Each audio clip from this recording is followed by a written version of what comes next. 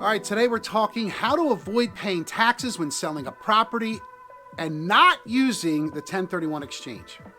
Okay, I should start out by saying I'm not an accountant, I'm not a CPA, this is not legal advice, this is not accounting advice, but I've seen it work multiple times firsthand with multiple clients.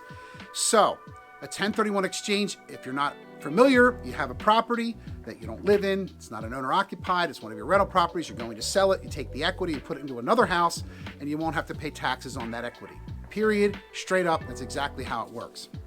Now, here's another way to avoid paying tax on capital gains. Now, you have to have the proper setup. It's not as easy as I'm making it sound, but it is a pretty simple process, but you actually have to do some work involved. So let's say it was you or the entity of an LLC, or just say it was you that owned a house. You go to sell it, you're gonna have $50,000 in equity or $50,000 in cash that you're gonna make at settlement that you're gonna have to pay taxes on, which could be as much as 50%. So if you don't wanna send taxes of $25,000, you, or the entity, has to go buy a property still. Is that the catch? Well, yeah, that is the catch, but you don't necessarily need the 1031 exchange. Now, the property has to offset the amount of money that you got from settlement, right? So you have to have depreciation or equity placement in the next property of at least $25,000. Now, again, I'm making it sound very simple, but it is pretty simple and it's just math.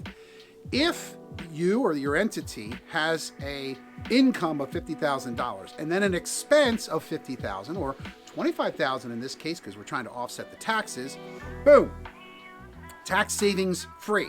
Yes. Now the price of the property is going to be much higher than the property you just sold in most cases. If you'd like to talk to us about it more, or you want to talk to one of our accountants, we'd be happy to put you in touch. It's, again, just math. There's an Excel sheet. We plug you in and clickety-click and lickety-split. It has to do with depreciation mostly, but also has to do with entity expenditure and also income and profit and loss, or income and expenses.